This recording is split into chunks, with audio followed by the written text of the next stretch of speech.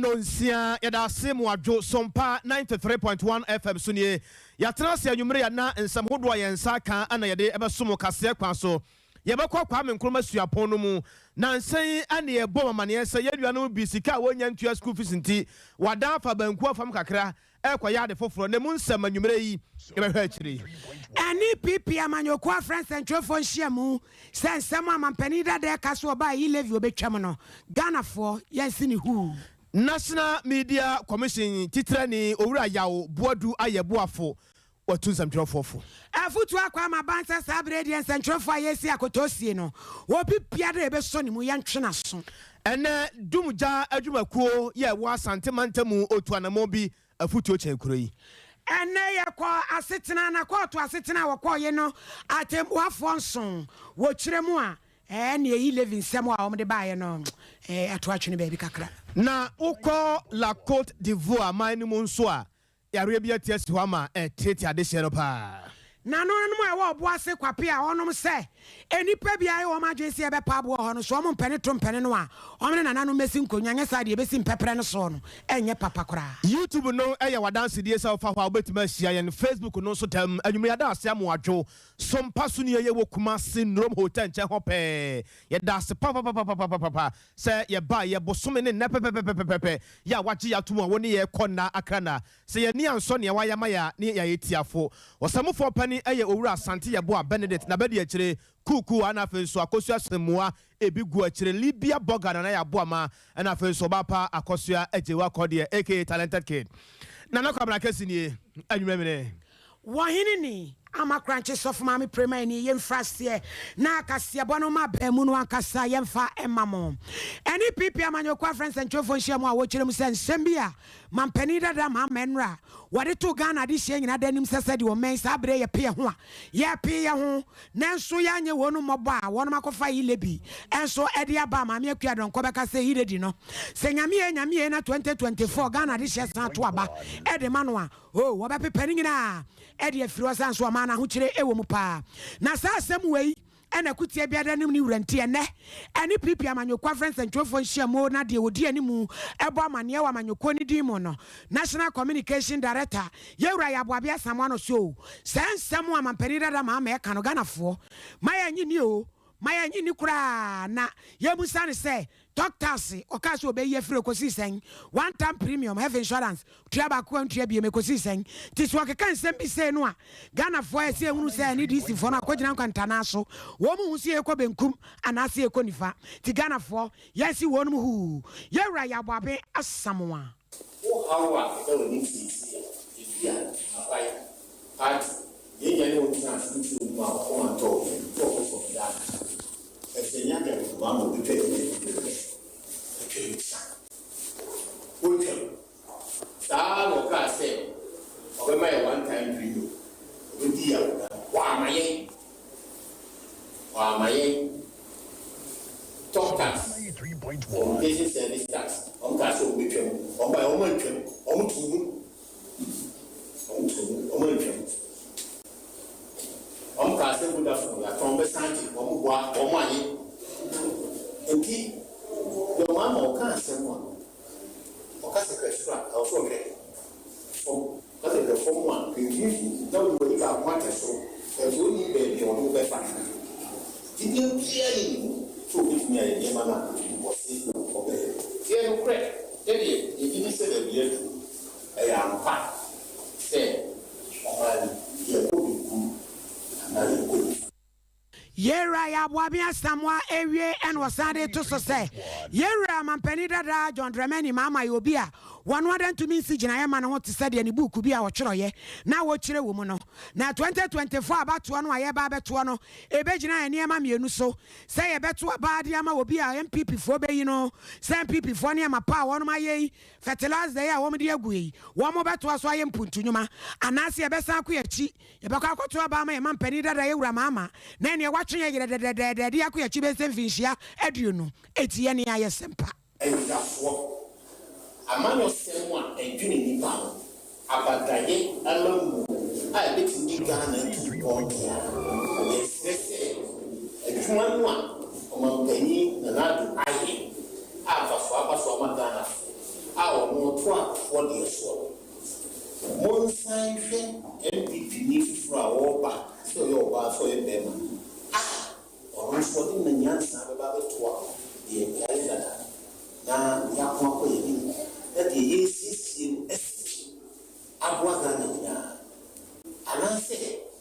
Western Kotuaba,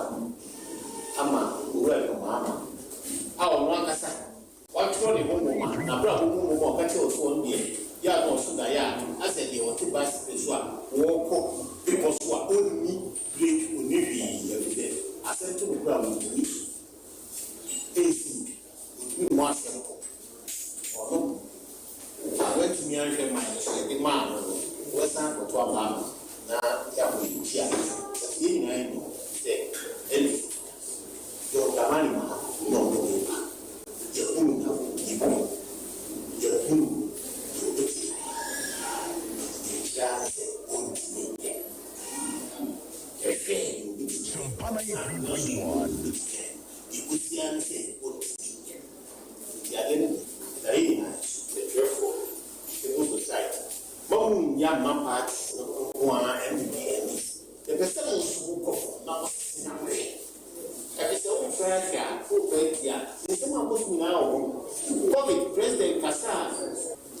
President Kasa text updates. State of the nation, your mama. Way Raya Boabe Asamoah National Communication Director. Dema NPP Amanyoku. Yada soa ewo ensamwa yade ma wo anwumere ebremu yi ene ne boso me pepe wadaro ma wadwen kyerɛ ne ade no fabra na yenya ho adwuma kama dwuma de kase bi kɔso ewo enkrapompone mantam Jubilee House ana ɛkɔso na ne nyina no eye kuo bi efe ne sɛ Young Democrat Union of Africa wɔmo ana yetwa mu tia from YDUA ɔmasɛm nyina ene sɛ ɔmakata ɔmani ate ahunu sɛ Ghana mampane His Excellency Nana Adodankwa Akufo-Addo papa no bo adwuma obodi oni hɔ de ɔmo asɛm no ɔmo hwehwɛ mu nyina ene sɛ papa ne su ene ne ban ya wada na die ɛwɔ bibimam ha bibimam nyina nya no so mfaso ɛwɔ mu sɛ wɔno wɔyɛ ECOWAS kyɛdeɛ ɛnyɛ no kora mpo na ɔmo hwɛ nanso sa wo ba abibimam ha sɛ ya sɛ yɛde yɛn na esi fam ahwɛma kabimam ka bia yɛ adwuma embra no ayɛ adwuma utimi yɛ adwuma sɛ deɛ sɛ na ɛfata bra obia entieti afa ahodie so no wonya kwan ɛka wadwe ne ade no a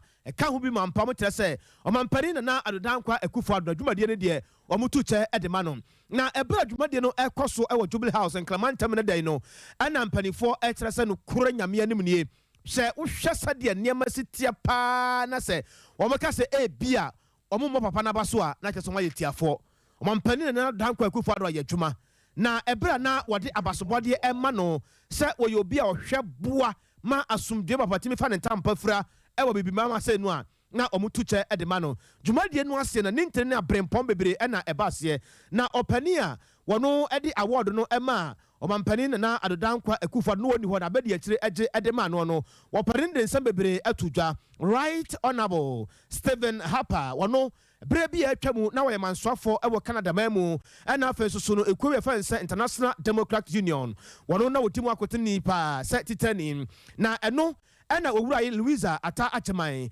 wɔno na yɛ president ɛde ma ekuo yi wɔn kyerɛ sɛ no kore nyame anim nie sɛ deɛ nneɛma si tie pa deɛ wɔn saluto mampani Nana Adodankwa Akufo-Addo pa papa no woni hɔ na bɛde akyɛ Dr. Hal Mahmoud Bawumia wɔno na gyina kyerɛ hwɛ ma bibia atimi kɔ so na dwumadie no nyinaa kyerɛ no mampani bɛde akyire ɔkasae. It is more refreshing to note that the maiden edition will have the Venerable Right Honourable Stephen Harper, whose work in promoting democracy, good governance, and the values of centre-right, both during his time as Prime Minister of Canada and as Chairman of the International Democrat Union, as the keynote speaker. I am of the conviction that this is not only a suitable choice, but very ideal to ensure that the project starts off on a good footing. Prime Minister Harper has his reputation preceding him in the promotion of democracy and center-right ideals all over the world. On behalf of the President and the people of Ghana, we are grateful for the recognition. You have the assurances of the President to continue to pursue programs and policies which consolidate our gains in our democratic credentials and work towards a peaceful and sustainable Africa. The quest for peace and stability on the continent cannot be toned down. It is an essential bedrock in realizing resilient and sustainable societies.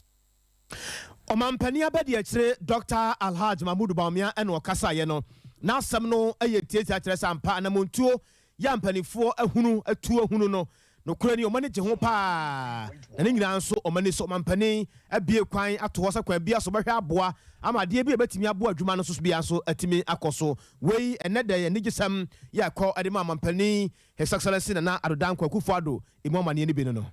enra nyina na wiase yesi wo ye nsentwerefo ye fa ahudie da enam so my Ghana so ye nye ho afrim ye kuba tan e wa ha Ghana Journalists Association President Dr. Afemani woman nsentwerefo atwetwe nkoma a wo kyerem se nhwemu bi aba beto dwa e kyere se wo po aman nsentwerefo ye kan ye hye fam ke bodua he fam pro yen eye ni kaya kade a Ghana sabre de ya ti aba fam kra enya de a ni kano o si ehu pa eti do be sre MPP aben se so obi ye nsentwere ni bi bone a wo mama so twen no emra ntentem wo kan sa ne enu abema Amedi Swade besi nei ya hunu ni pabonfo kokum no ya no so akwaya asem bia esensen wo o se papa dam pare ba ye wa ya na dwen sa asem no wo be hwem ensusu wo hwem wo so wo hwem o ni nyina da aye bibi e wo ho Dr. Afel Money. That threat rained on investigative journalists also went uninvestigated, let alone punished, while law enforcement officers who were supposed to protect journalists rather brutalize them. 3 years on the spin, the assassination of Ahmed Swale of Tiger Eye fame, in the most heinous of circumstances, has been a stain on Ghana's reputation as a land of freedom and justice, a citadel of media freedom, and a beacon of democratic accomplishments in Africa. Assurance upon assurance of arresting the perpetrators have remained a hollow rhetoric. Soon after his appointment last year, we received with hope that the announcement by the IGP, Dr. George Kufu Dampare, that a special unit had been to handle all such unresolved cases of this against journalists. That hope is wobbling. Despite its damning tone, the Global Press Freedom Report has not spelled perpetual doom and gloom. Neither does it sentence Ghana to an irreversible situation. It still recognizes Ghana as a regional pillar of democratic stability. In this regard, no institution comes near the media. In terms of contributions to the country's democratic baseline, participation is a key cornerstone of good governance and the fight against corruption. By strengthening their independent streak, solidifying their objective bent, amplifying their critical voice, and deepening their robust foothold, a vertiginous rise again the global media league table is possible. The drive for resurgence calls for a clear, radical, and resolute stance to deal surgically the cancerous spread of impunity. Dr. Afemani nsentwerefo yekuba tan o ma Ghana mu wono na edano na owie ye noa na titire ni edema National Media Commission yewura ya obodu ayeboafo ene anopai one omahene odubuachi edinkobo bebre ma ensampi ene opone ho edema omahene ya odubuachi na Ghana fo ni wiase nyina nso enya biteye ana wo kire se nsentwerefo ampa wo hwe amamuo hyehyeye ne kura ye toso enan nanso so nsentwerefo ni bi wo hono mu a ne kura nyame anim nie awose ya na asem bi wo ha asia oto boase edon sam ne mu asuko kwase pa hwehwem nse hunu se asem a wo beka no nam ne kwan so ebre na wo beka asem na bre no ano no na asem na wo ka no gya mu a emfa sunsuan so boni bia emre wo man na wotim no na man na som due kra man ne bambo mu nsem kra te san nsem bebre na odi tu dwa wo.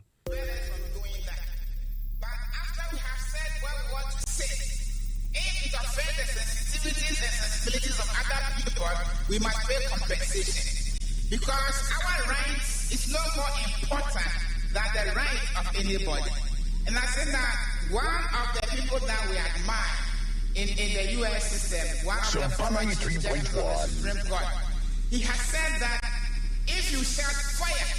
in a crowded meeting place and somebody is trampled upon and that somebody dies, it is the responsibility of the one who cried a fourth cry of fire.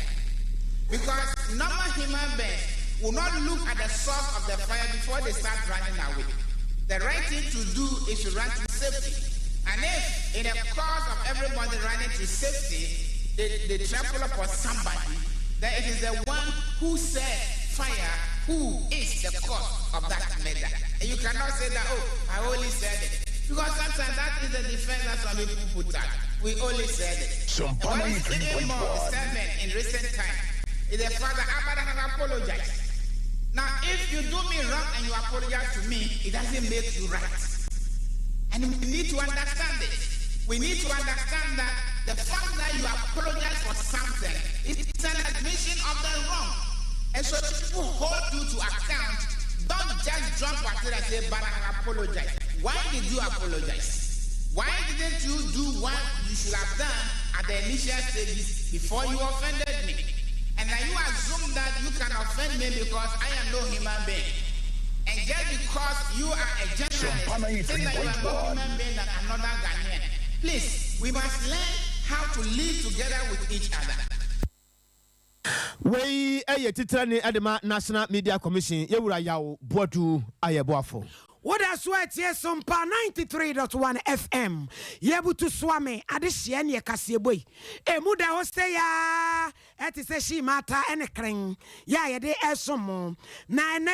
Wame kwa tubatani kwa sitina matembwa for makuma konson. Wanu kwa seni yesu setiye for bekaya. Eni disi amanyo kuwa mwe ura numbi nsemi kwa da kwa to say. Mrashebe jafwa enwe di osiensi ane kwa tuwaba. Pasi hile vino. Namu mra kwa suntinkebe ya kwa tono. Yensan chungu. Nenye hile vini mejina bebi ejina. Enu na tembwa for suni ngina sedebi. Wamutugu enye ye. Eni omaji atumpa. Nemom. Ghana Revenue Authority and Krata was sending any unamwa one fengo. Ye be a pet and a drum kitwana to Ben Haruna Drusu so. Nebuaton yem said ya send any quiet ya wajatu mupa. Sans and Kratana is woman cobuano. And no maquine. MMPP form 11 in Coecolatra and Quaquaje Bessia. Etiafe, one lawyer Fonso, or Boma Basso Papa, one ma concording, ya wama edjumadin. Na Samueno, a ban lawyer penny rago Fred Yabua Damino say. Sam Rasabeja for 266 and one to a Bama Ilevia Passayano. Woman from Rebia, a idea did an aquam, Neso, Papa Arena drew to do Musa Samono, Niti Nakasa, Yebecoso, Nichiremuni. Some irreparable damage or hardship will be caused. Our hardship, as we understand it, is the disrespect to the Constitution by the action of passage into law of an Act 1075, with numbers below the minimum constitutional threshold of 138 members of parliament. Can you imagine? I heard the Attorney General laboriously arguing that it was a voice vote. So Ebenezer Kum voted with his voice from an ambulance, or he voted with his voice from a clinic to add to the voice vote, and he is insisting that 266 members of parliament participated in the decision and participated in the motion. 266 members of parliament, after the minority of 136 walked out. Certainly, these are matters that the Ghanaian public can get better. But what is refreshing and heartwarming today is the second part of the ruling, which gives directives to the Ghana Revenue Authority to preserve and keep the money. At least some people will not be in a rush to collateralize it until the substantive matter is determined. For us, we raise this matter because it's of public interest significance, it's of constitutional significance, and we think that we'll pursue it to its logical conclusion. So we are very happy with the performance of our lawyers. We only pray that Ghana is not going to have two sets of laws. One that serves and protects the elected elite of the ruling government, and one that serves the political minority of an opposition. Judicial notice of our walkout, they walked out. They walked out when the budget was rejected. You know the numbers. It was 274. We're not told that quorum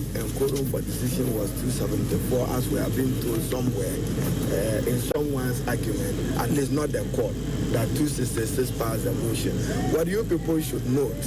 is that in parliamentary practice, the fact that you took a motion through second reading did not mean that at consideration and third reading, you don't require minimum numbers. We still uphold the principle. At least, the question was marked absent from the record. That way.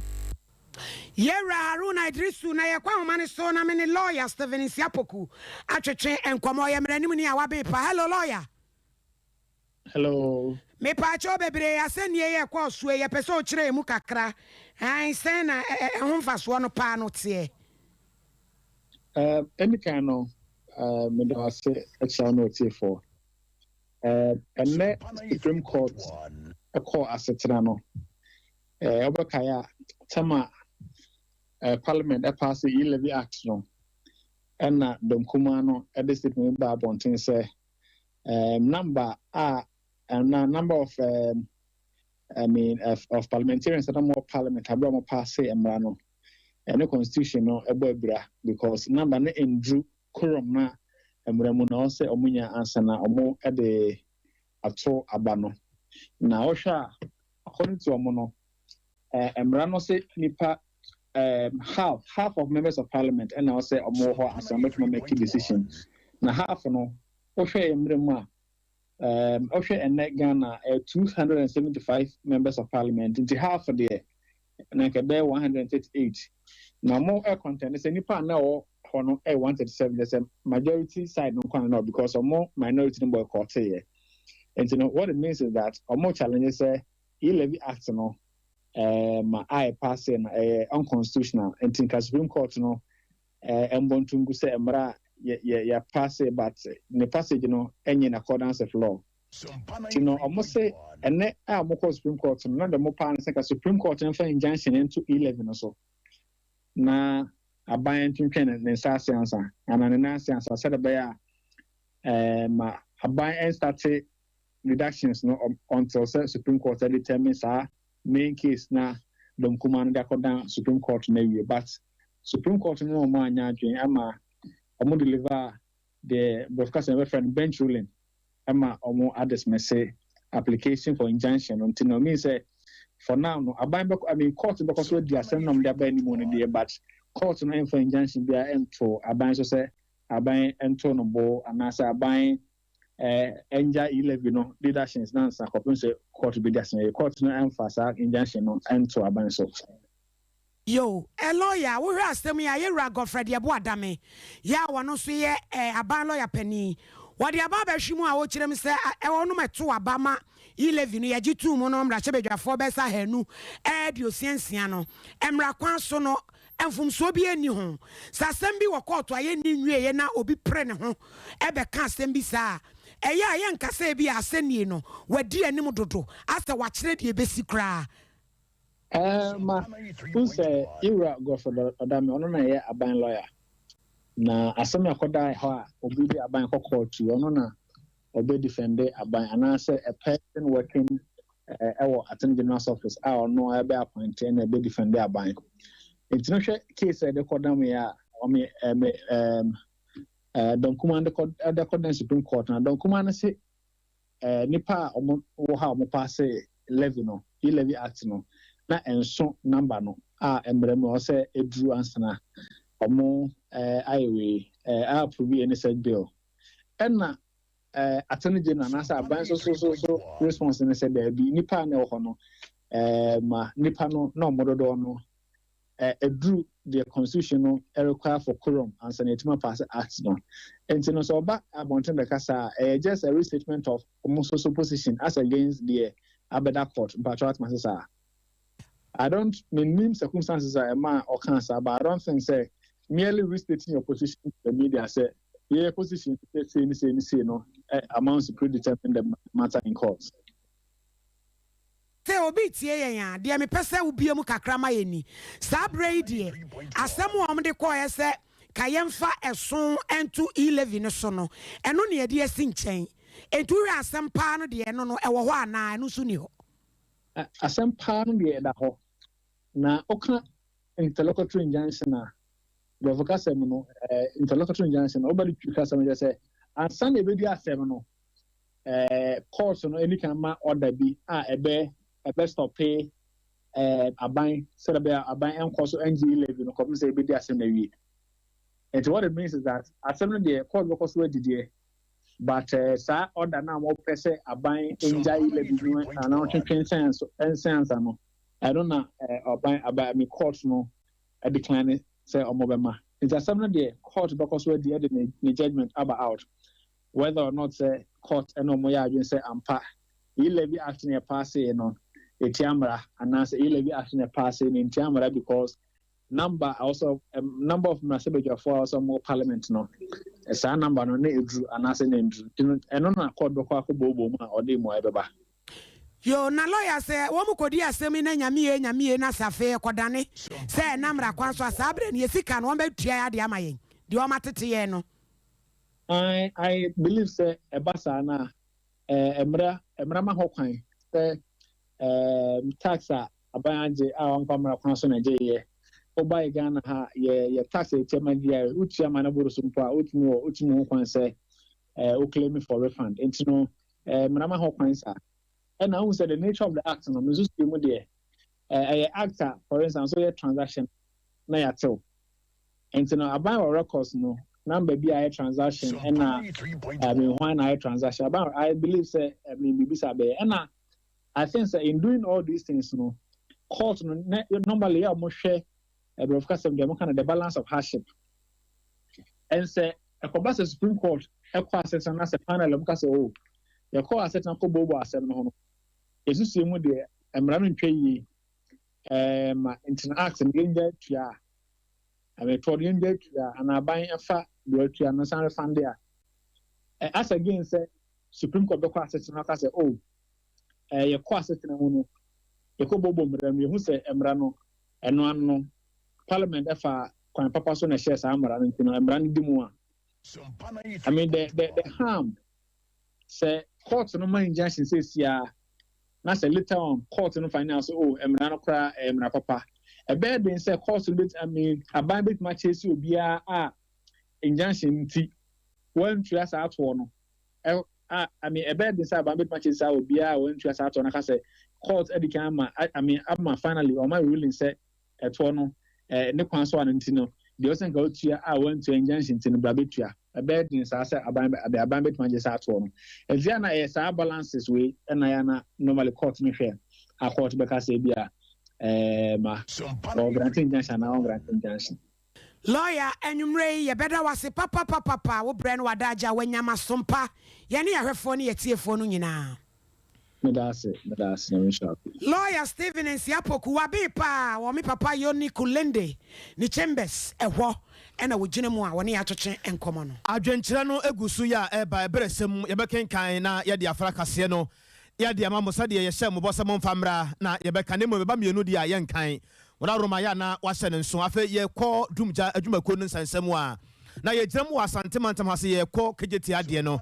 dumja adwumakuo ne fa ye wo kegeti hase wo kumase opani ya wodi o mani mo eye ADO2 Ebeneza Opoku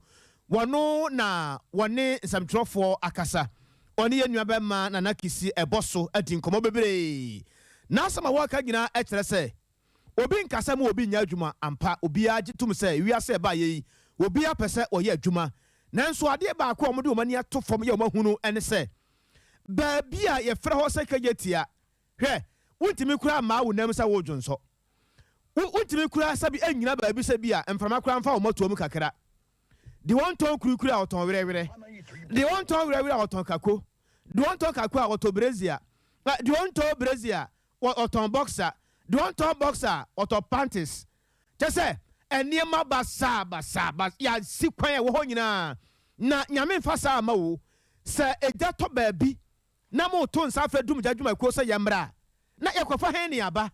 wiase nyina da ya woyidi asi ho e kai wone a wode nkoden ane adene nsi yokukuru hwase ne abenedie yi adwuma na wontiranya ye na wofa mu ati na nanom wonse do no ya na woyida adisi ho e kai wo mo na no ana Ghana nso yeso de ehu hyemu a dwuma de ne e kɔ so pa na yenti nsam ode ma yen sia pa ye fesi e wo kejetia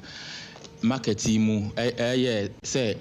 ye hydrant droben na ye de sebiota fa cha semoni bi tudwe ya ye be yusu e de edumja ye be twinsuo wom de edumja no wo be hwe no bi ahyegwa e wanim e na wo be kɔ beebi no so no exercise ɛna extinguishers a yɛamount wɔ market no mu sɛ biotafo akyɛ sɛ obi hu sɛ gye bi ato baabi a at the initial state no wobɛtumi use de adum no wobɛhwɛ na obi ahyɛ dwa ɛwɔ ho nyinaa ɛna electrical panels a ɛwɔ market mu no obi tumi hange ne nneɛma ɛwɔ so adeɛ no so current ɛna fm nti no ɛyɛ very big challenge a yɛfɛsi ɛna yɛhwɛ evacuation way ɛkwan no main entrance na amanfoɔ fa ɛde wu adwa no mu ɛna wɔn fa wɔde pie no so amanfoɔ ahyɛ dwa ɛwɔ ano no nyinaa sisi akora no ndadure yɛ ne management MD edi ho nkɔmɔ sɛ ɛdwoada ɔbɛyɛ announcement ɛdwoada wo a ɔbɛhu sɛ bibi saa esi ɛkwan mu no ɔma yɛn kwan sɛ yɛsizi a nya de mɛyɛ fɛ ma mu biom nti yɛn nikagye tia security foɔ no nyinaa yɛbɛbɔ mu ne yɛayɛ saa operation no because ɛha yɛn sɛ biotafo akyɛ sɛ bɔne bi ɛto dwan mu a nipa na ɔbɛfa hin na wapie ɔno so yɛ another big challenge a yɛfɛsi wɔ dwan mu. Na DO2 Ebeneza Opoku area no na yebusa Ghana for se no kure nie mu ankasa na asem no ye ka e de afam ho mo nsam ne sen Ghana for bebre na enti yedwuma na yedi no ase because say edwuma bi a eye say offer fire service no on fire service no akofre different institution na bebre na nyim say edwuma bi wo okura na eye ye edwuma a say eye especially say accident si na so obi came no muntumi nya nipa no won say public on for so aso mo yi no enye wadwuma omo for so mo yi no mu ku nipa no but say wo fire service e die abasa har so ebeba ho ne ye na aban amayen equipment a yebetumi de ebetwitwa car no yebeyi nipa na abone bia ye den ento no na say obi ka electric pole so na metal straps obi ne nan akokema wo fire ya nso ye fire service wo ye dwuma ye baba na ye beyi enti ye dwuma no nipa bebre na ka se jato baby o mo fire service wo mo mfa mo fire service wo mo mbae na o ma che wo bekosin wo beko bisan se wo se one of fire service no we me ma me na fire no me bra ne na fire no unhu nipa potia of fire service because ye no ye dwuma no ye emergency work enti the moment wo be fire service within 1 minute say ye dispatch ye tender no and as ye dispatch ye men no na mo kosin no enti obia obebisa say fire service number ben kura na ofre ya onim fire service numbers na biom no so no mefa we entudwa wo hwe fire stations na emuwa wo hwe konfanochi say ya bebia konfanochi wo omukọ fire wo pechi echiro ebuakwa echiro nyina so you can just calculate the distance because ejade entwen say fire for eba na so onyim say fire atoma na say ye nedwuma akade a ye de ye dwuma no ye wo bi but ebi wo wa ache bebre ebi wo wa edi more than 10 years it was a service no nti so wo hwe fire service kura ye ade wo hwe ye tenders ye de edwuma ya ye de dumje ya ye tumi a maintain more than 10 years bi enya more than 10 years it was system no mu but still na ye manage a ye be use we pani ya dumja adwuma no de wokaje tia ye wokuma se hase no ono na edi omanim ne din ane DO2 Ebeneza Opoku area kase bomu na beto odwa e kirem so kopiam obo ase kwapia mine adwuma ko bi e frɛ na konta mine waba wuram wo ya wo pa abo wo bra nananom ni mo hwe nam so me ne na na jamana kwabena oyi akonto so me no kwapia hene twetwe nkoma a wo si bo me nana no kura turodo wo mo ka bi nhwemu o de wo be wan se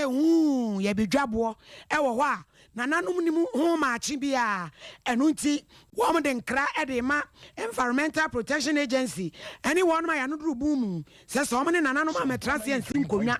na so mo bawuram so mo be pa abo de a se de maburu na ni abre no de ebesi no enye papa adwuma die na afikura na ehyasie na kwa ye mo fa so a ye mo ba ho no traditional council ni mo ho hwe enka ese emram no oman hina ya danse hine ena maye mo consent no na ankoba ne sa entin de hu ya nse ma ba sa no so a ye mo ba be di cha adwuma die no ena ba bia ma hyase no nso atukuro adwuma die ne ba affect ye mo ti ho ni nyina ana bo no nso the dust ne nam enti ye pese sanse ni nyina ye de kuye ansa na adwuma die no kra ye den ahyase eto so biom ye ma start dwi amanfo me egu abra compensation ya mude ma no enya dia esombo bia nti we na ye ka kire mu se munya sa adwuma die no kopem se entiase be ye adwuma nti divisional police commander and district commander na DC from na yenina hia e kwapia ama yedi tumu se dwumadie ne nya ekopim se ye be hwe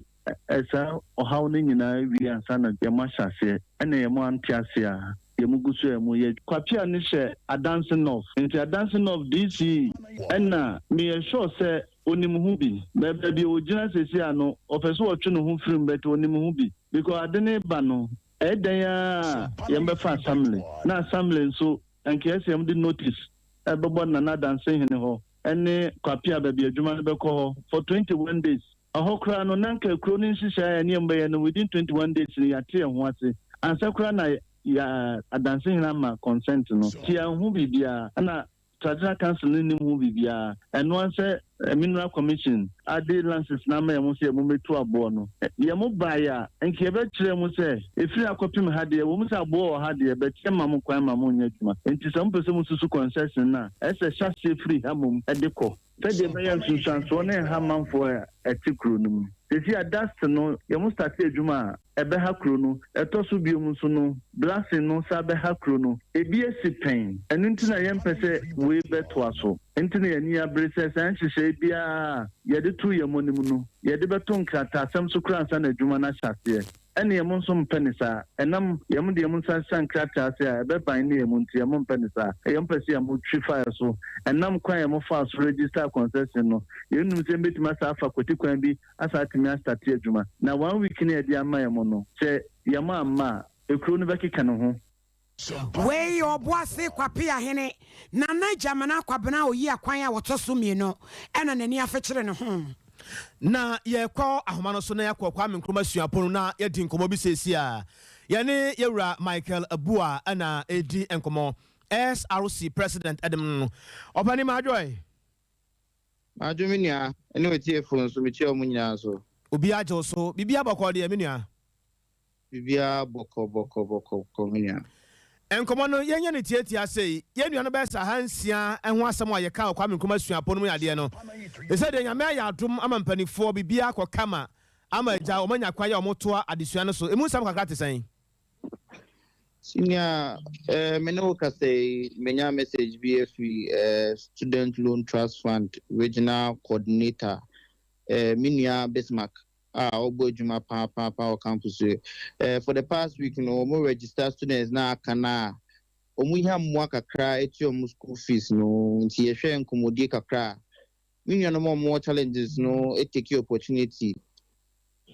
the omo bisade to government anima omo hwe no ma absorb school fees na aka no nti very likely say yen face situation students we be kase omo nti omo fees e ban sa na students no take opportunity of the intervention by government no minia ejina students na ne inability to take responsibility of the many avenues management provided any government provided SRC nejuma dia ombe ako in the interest of the students no mini a share conversations about ya boy homodem pa intisisi ade ejina students na omunsem so me take opportunity of the many avenues na aba omo ensem no enti ne atie ene sanipa be se ahansia wantman tua sika nti no omo na nka omo ho ya kire wo no ya register omo nyina Kenya no ka say they are in the process of registering make sure say regulation and policy no it gives students no opportunity to omo register omo courses no, without making payment. The only problem now I want to say, so when you have school fees not after registration now, and no na rule no ne policy in account. So be defer because after registering no, when to mean to your school as and now me no can say in 1 month's opportunity no it say students can create bikra and to register. And guess what much your fees no. Omo register Emma management open opportunity students by register. If you can registration there enya asem kra eno enka conversation na e having no say students when ti omu fees na so much and as now no mama data of how situation it is on the ground. Our students know as one more opportunity of government intervention say or may absorb or more student loan trust fund. It no more so some register for student loan trust fund. Tomere bia ya na aban ne bɔhyɛ no ya na akoye bibi e wɔ hɔ ya na ne tie no ya na akoye bibi e wɔ hɔ bi wɔ ha ɛdɛ nanso akyire na akɔyɛ nwono we no de me ne matiefoɔ anyintum sɛ sɛde nkɔmɔbɔ na akɔ ne baabi a maduru de bibia mu da hɔ kama so then bibia da mu kama main with the message we are receive in for Bismarck student loan trust fund regional coordinator or say this is very urgent and should be treated as such. Please kindly alert the students that all deferred students who have applied or are on the student loan should please come to my office or visit the Dean of Students office at the Students Affairs between tomorrow and Friday 12 p.m. to sign a consent form. So SLTF, that's the Student Loan Trust Fund, can pay their fees to the university on their behalf. Into share information we are except some best send information to all the students so that in Sisabia or to me before the 20th of May I had deadline. Enti message no ho dem ko ana ya frɛ wo ya ekura wo ya wo wuri di kyerɛ yi sɛ ni je wo ni je wo pa just say progress or bob for there's a more de also was hey ba woni wonu mu din komo a saa de ye a ekɔ so yi ya ye se mpanifo aba mu wo ho ahen ha wo kakra yi sabi oyinim sa mo nya nkwala de binum awale binum ye mpanifo binum ye adwumayefo mpanifo sabi oma fa bibia sua bibia firi de ekɔ so no mu ne de minia omasua de pa afiri I mean situation I buy a student ye ni omo tsa o di nkomo I even plan say be organize a seminar ama students ne for more wants on your knees and almost mesua nya be brave from say your policy do or ha it gives you opportunity to register more courses and your program that's fine but it won't answer after registration of courses you better need your fees because minia school no so in yeska arane as the university but so now you need students and check account for now to mean your fees university so give you opportunity and avenues for you to apply for student loan trust fund and as scholarship SRC in now Mike and come on more de my influence and we are praying say bibia be kama say de ye hwe anim no why Mate komo bia so ha me mo asat mini ya da as papa ya jiwudi ya da as papa Ewra Michael Abua SRC president and no Kwame Nkrumah suapom adesua for be say empim ensia empima hansia ene akire ya agya ko ho ya akire wo mo kire say onye sika ntwantiki twoma for benkum so ne ade ampanifo abamu no nyame ya adoma niema ekoye kama ede ma wo mo papa yeah that's sorry ya ne ba beto ja say from eja sabo aga se di bi no aduane no LPG no sabra ban so ehwe aso amu nchemu no mienu na national organizing secretary de ma LPG Operators Association anaba wo say tutu currency eno se aban no ne e waye yi ade e bepoa temamufo pa be me ye nwa ha ye ne say taxi bebreba egu LPG no so no aban ni hwan so papa ni so mpansa ntwefo na twetwe nkoma a wo chechem say sa en asem ye beto dwa enipa ye ni age no ye ntwen kura ansa na ye bejubilate a ye jubilate Simply, the Yamato, and any Cooper account, a bandage to Pepe, Amano, Ayadimadia, and in a Aquatum Padamania. And it's one Abentino, you have any with a bar, Emma, Omanfono, Aharomo, El Garden, because they know Nebuano, Ama, Torgona, Anthony, and Togat, or not, what possibly do you and Jesua, Mr. Born name, Sompa, and Emma, or Moniamo, the age medicine, Emma, Catamino, Anthony, Emma, Intino, customers, Intino, a bassa, hidden energy tend to my because in Syria mentioning the election was a buy enter gas and simply buy taxes a gusuna a bomber gas and boy again can buy any free so he said you should not do say I buy 2% here there was some because in China I buy 5% and to move a buy now acquire how will be the more customers he said I buy so 2% for the first window of this month the second window of this month and maybe I buy better of Mobona but also artist game you know and to some point I'm sure that in China new how customers no e ko na ahare mo e wo gas ni to no se bo so mene na timi na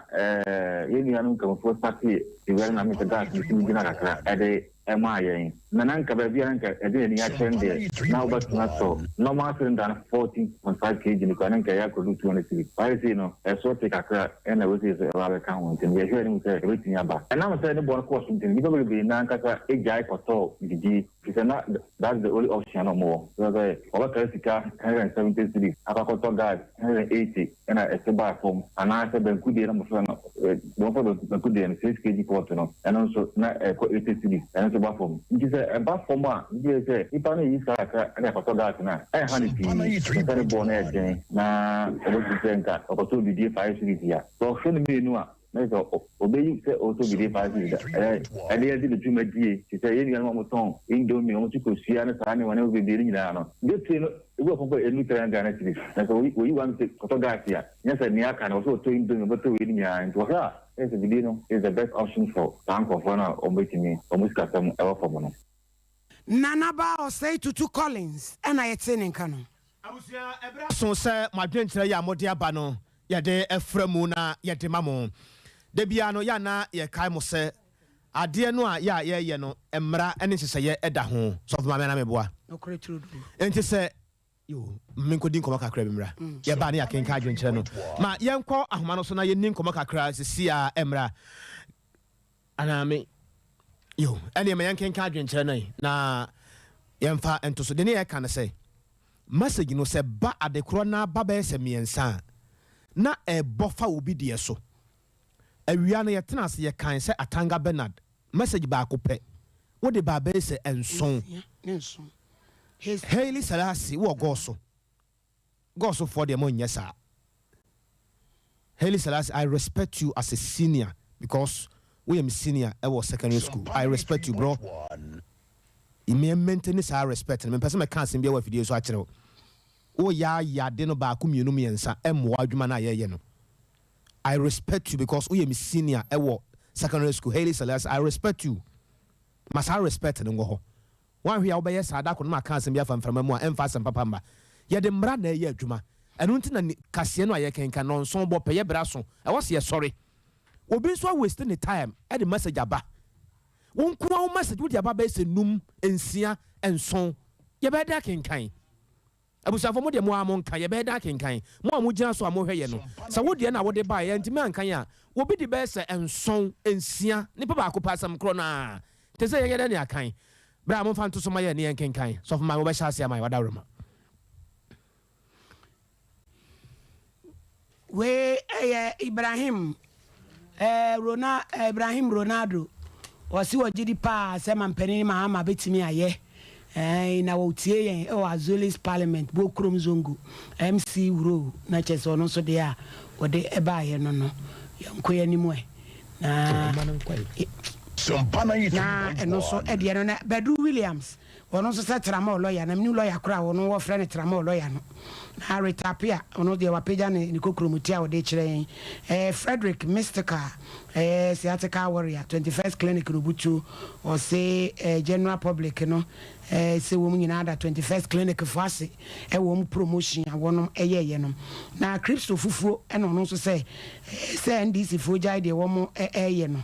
na wo mo nwe Ghana fo bi a kwakwa isenya atwom nko a ya eno so ne de awode e bai Bosheba Amisti his last